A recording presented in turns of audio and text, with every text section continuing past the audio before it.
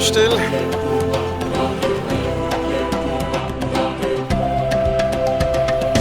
Dann geht es hier runter.